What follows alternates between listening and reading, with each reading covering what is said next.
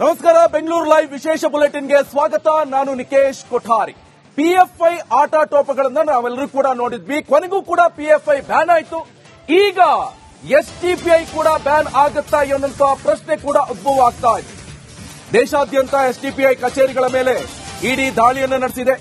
ಬೆಂಗಳೂರು ಸೇರಿ ಟೋಟಲ್ 12 ಕಡೆ ಏಕಕಾಲದಲ್ಲಿ ಇಡಿ ಅಧಿಕಾರಿಗಳು ಶೋಧ ಕಾರ್ಯವನ್ನು ನಡೆಸಿದ್ದಾರೆ. ಎಸ್ಡಿಪಿಐ ರಾಷ್ಟ್ರೀಯ ಅಧ್ಯಕ್ಷ 5G ಬಂಧನ ಬೆನ್ನಲ್ಲೇ ಈ ರೇಡ್ ಆಗಿರುವಂತದ್ದು. ಮನಿ ಲಾಂಡ್ರಿಂಗ್ ಕೇಸ್ನಲ್ಲಿ 5G ಬಂಧಿಸಿದ್ದಾರೆ. ಅಂದ್ರೆ ಅಕ್ರಮ ಹಣ ವರ್ಗಾವಣೆ ಕೇಸ್ನಲ್ಲಿ 5G ಅನ್ನ ಈಗಾಗಲೇ ಇಡಿ ಅಧಿಕಾರಿಗಳು ಬಂಧಿಸಿದ್ದಾರೆ. ಸೊ ಇನ್ನು ಈತನ ಬಾಯಿ ಬಿಡಿಸಂತ ಸಂದರ್ಭದಲ್ಲಿ ಇನ್ನೇನೇನೆಲ್ಲ ವಿಚಾರಗಳು ಹೊರಬರಬೇಕಂತ ಕಾದ್ ನೋಡಬೇಕಾಗತ್ತೆ. ಇತ್ತೀಚೆಗೆ ಎಸ್ಡಿಪಿಐ ಮುಖಂಡ MK ಫೈಜಿ ಎಂಬಾತನನ್ನ ಬಂಧಿಸಿದಂತ ಇಡಿ ಅಧಿಕಾರಿಗಳು ಈಗ ದೇಶದ ಪ್ರಮುಖ ಎಸ್ಡಿಪಿಐ ಕಚೇರಿಗಳ ಮೇಲೆ ದಾಳಿ ನಡೆಸಿ ಪರಿಶೀಲನೆ ಮಾಡುವಂತ ಕೆಲಸವನ್ನು ಮಾಡುತ್ತಿದ್ದಾರೆ. ದೇಶದ ಸುಮಾರು 11 ಕಡೆ ದಾಳಿ ನಡೆಸಿ ಇಡಿ ಅಧಿಕಾರಿಗಳು ಕಂಪ್ಲೀಟ್ ಆಗಿ ಪರಿಶೀಲನೆ ಮಾಡುವಂತ ಕೆಲಸವನ್ನು ಮಾಡುತ್ತಿದ್ದಾರೆ. ಸದ್ಯಕ್ಕೆ ನಾನು ಬೆಂಗಳೂರಿನಲ್ಲಿ ಹಲ್ಸೂರ್ಗೇಟ್ ಪೊಲೀಸ್ ಠಾಣಾ ವ್ಯಾಪ್ತಿಯಲ್ಲಿರುವಂತಹ ಎಸ್ಡಿಪಿಐ ಕಚೇರಿ ಬಳಿ ಇದ್ದೀನಿ. ಇಲ್ಲೂ ಕೂಡ ಇಡಿ ಅಧಿಕಾರಿಗಳು ದಾಳಿ ನಡೆಸಿ ಒಳಗಡೆ ಒಂದಷ್ಟು ಪರಿಶೀಲನೆ ಮಾಡುವಂತ ಕೆಲಸವನ್ನು ಮಾಡುತ್ತಿದ್ದಾರೆ. ಇತ್ತೀಚೆಗಷ್ಟೇ ಅಂದ್ರೆ ನಿನ್ನೆ MK ಫೈಜಿ ಎಂಬಾತನನ್ನ ಎಸ್ಡಿಪಿಐ ಮುಖಂಡನನ್ನ ದೆಹಲಿಯಲ್ಲಿ ಇಡಿ ಅಧಿಕಾರಿಗಳು ಬಂಧನ ಮಾಡುವಂತಹ ಕೆಲಸವನ್ನ ಮಾಡಿದ್ರು. ಅದಾದ್ಮೇಲೆ ಆತನ ವಿಚಾರಣೆ ನಡೆಸಿದ ಸಂದರ್ಭದಲ್ಲಿ ಒಂದಷ್ಟು ಅಕ್ರಮವಾಗಿ ಎಸ್ಡಿಪಿಐ ಅಕೌಂಟ್ಗಳಿಗೆ ಹಣ ಬರ್ತಿದೆ ಅನ್ನುವಂತ ಮಾಹಿತಿ ಕೂಡ ಲಭ್ಯ ಆಗಿತ್ತು.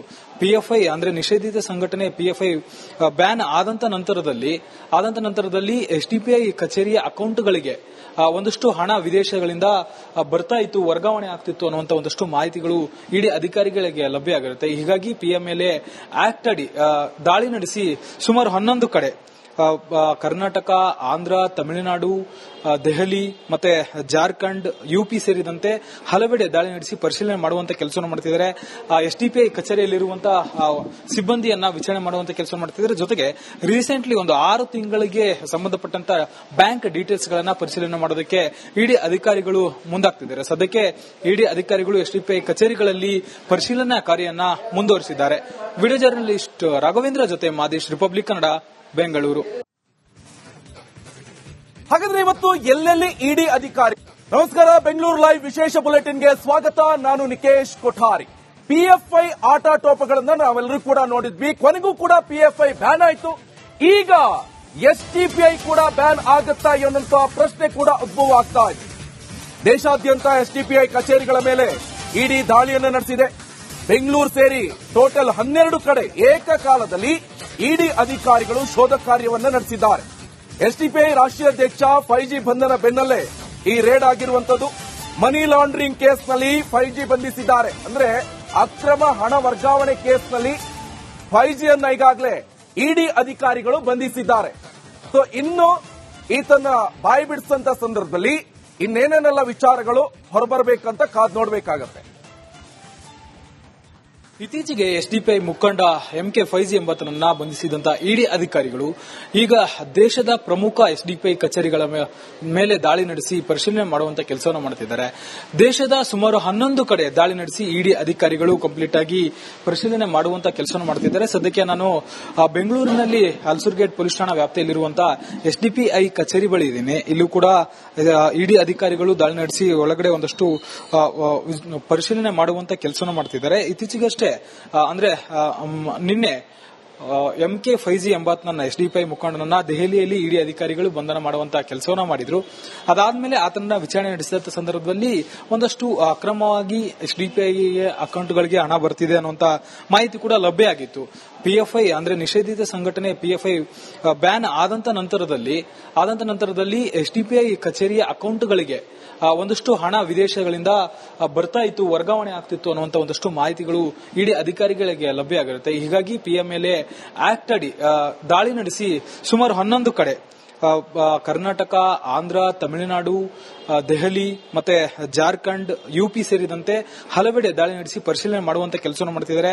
ಎಸ್ಡಿಪಿಐ ಕಚೇರಿಯಲ್ಲಿರುವಂತಹ ಸಿಬ್ಬಂದಿಯನ್ನ ವಿಚಾರಣೆ ಮಾಡುವಂತ ಕೆಲಸ ಮಾಡುತ್ತಿದ್ದಾರೆ. ಜೊತೆಗೆ ರೀಸೆಂಟ್ಲಿ ಒಂದು 6 ತಿಂಗಳಿಗೆ ಸಂಬಂಧಪಟ್ಟಂತ ಬ್ಯಾಂಕ್ ಡೀಟೇಲ್ಸ್ ಗಳನ್ನ ಪರಿಶೀಲನೆ ಮಾಡೋದಕ್ಕೆ ಇಡಿ ಅಧಿಕಾರಿಗಳು ಮುಂದಾಗ್ತಿದ್ದಾರೆ. ಸದ್ಯಕ್ಕೆ ಇಡಿ ಅಧಿಕಾರಿಗಳು ಎಸ್ಡಿಪಿಐ ಕಚೇರಿಗಳಲ್ಲಿ ಪರಿಶೀಲನಾ ಕಾರ್ಯವನ್ನ ಮುಂದುವರಿಸಿದ್ದಾರೆ. ವಿಡಿಯೋ ಜರ್ನಲಿಸ್ಟ್ ರಾಘವೇಂದ್ರ ಜೊತೆ ಮಾದೇಶ್, ರಿಪಬ್ಲಿಕ್ ಕನ್ನಡ, ಬೆಂಗಳೂರು. ಹಾಗಾದ್ರೆ ಇವತ್ತು ಎಲ್ಲೆಲ್ಲಿ ಇಡಿ ಅಧಿಕಾರಿ. ನಮಸ್ಕಾರ, ಬೆಂಗಳೂರು ಲೈವ್ ವಿಶೇಷ ಬುಲೆಟಿನ್ಗೆ ಸ್ವಾಗತ. ನಾನು ನಿಕೇಶ್ ಕೊಠಾರಿ. ಪಿಎಫ್ಐ ಆಟಾಟೋಪಗಳನ್ನ ನಾವೆಲ್ಲರೂ ಕೂಡ ನೋಡಿದ್ವಿ. ಕೊನೆಗೂ ಕೂಡ ಪಿಎಫ್ಐ ಬ್ಯಾನ್ ಆಯ್ತು. ಈಗ ಎಸ್ಡಿಪಿಐ ಕೂಡ ಬ್ಯಾನ್ ಆಗುತ್ತಾ ಎನ್ನುವಂತ ಪ್ರಶ್ನೆ ಕೂಡ ಉದ್ಭವ ಆಗ್ತಾ ಇದೆ. ದೇಶಾದ್ಯಂತ ಎಸ್ಡಿಪಿಐ ಕಚೇರಿಗಳ ಮೇಲೆ ಇಡಿ ದಾಳಿಯನ್ನು ನಡೆಸಿದೆ. ಬೆಂಗಳೂರು ಸೇರಿ ಟೋಟಲ್ 12 ಕಡೆ ಏಕಕಾಲದಲ್ಲಿ ಇಡಿ ಅಧಿಕಾರಿಗಳು ಶೋಧ ಕಾರ್ಯವನ್ನು ನಡೆಸಿದ್ದಾರೆ. ಎಸ್ಡಿಪಿಐ ರಾಷ್ಟ್ರೀಯ ಅಧ್ಯಕ್ಷ 5G ಬಂಧನ ಬೆನ್ನಲ್ಲೇ ಈ ರೇಡ್ ಆಗಿರುವಂತದ್ದು. ಮನಿ ಲಾಂಡ್ರಿಂಗ್ ಕೇಸ್ನಲ್ಲಿ 5G ಬಂಧಿಸಿದ್ದಾರೆ. ಅಂದ್ರೆ ಅಕ್ರಮ ಹಣ ವರ್ಗಾವಣೆ ಕೇಸ್ನಲ್ಲಿ 5G ಅನ್ನ ಈಗಾಗಲೇ ಇಡಿ ಅಧಿಕಾರಿಗಳು ಬಂಧಿಸಿದ್ದಾರೆ. ಸೊ ಇನ್ನು ಈತನ ಬಾಯಿ ಬಿಡಿಸಂತ ಸಂದರ್ಭದಲ್ಲಿ ಇನ್ನೇನೇನೆಲ್ಲ ವಿಚಾರಗಳು ಹೊರಬರಬೇಕಂತ ಕಾದ್ ನೋಡಬೇಕಾಗತ್ತೆ. ಇತ್ತೀಚೆಗೆ ಎಸ್ಡಿಪಿಐ ಮುಖಂಡ MK5G ಎಂಬಾತನನ್ನ ಬಂಧಿಸಿದಂತ ಇಡಿ ಅಧಿಕಾರಿಗಳು ಈಗ ದೇಶದ ಪ್ರಮುಖ ಎಸ್ಡಿಪಿಐ ಕಚೇರಿಗಳ ಮೇಲೆ ದಾಳಿ ನಡೆಸಿ ಪರಿಶೀಲನೆ ಮಾಡುವಂತ ಕೆಲಸವನ್ನು ಮಾಡುತ್ತಿದ್ದಾರೆ.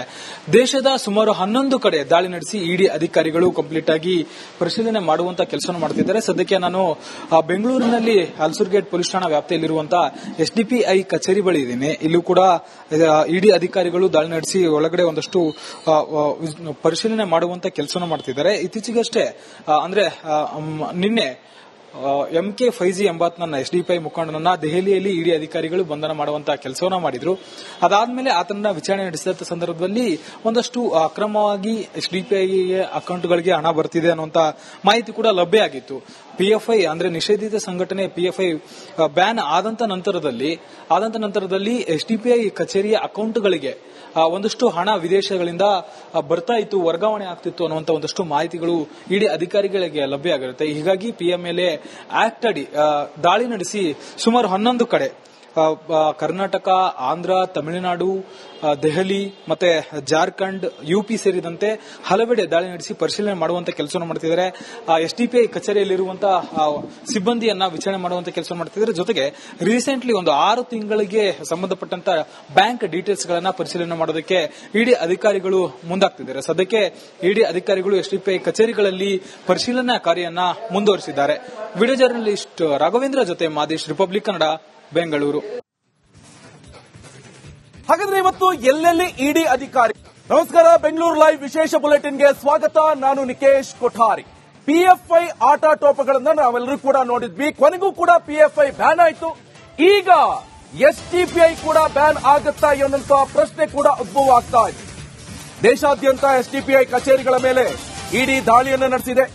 ಬೆಂಗಳೂರು ಸೇರಿ ಟೋಟಲ್ 12 ಕಡೆ ಏಕಕಾಲದಲ್ಲಿ ಇಡಿ ಅಧಿಕಾರಿಗಳು ಶೋಧ ಕಾರ್ಯವನ್ನು ನಡೆಸಿದ್ದಾರೆ. ಎಸ್ಡಿಪಿಐ ರಾಷ್ಟ್ರೀಯ ಅಧ್ಯಕ್ಷ 5G ಬಂಧನ ಬೆನ್ನಲ್ಲೇ ಈ ರೇಡ್ ಆಗಿರುವಂತದ್ದು. ಮನಿ ಲಾಂಡ್ರಿಂಗ್ ಕೇಸ್ನಲ್ಲಿ 5G ಬಂಧಿಸಿದ್ದಾರೆ. ಅಂದ್ರೆ ಅಕ್ರಮ ಹಣ ವರ್ಗಾವಣೆ ಕೇಸ್ನಲ್ಲಿ 5G ಅನ್ನ ಈಗಾಗಲೇ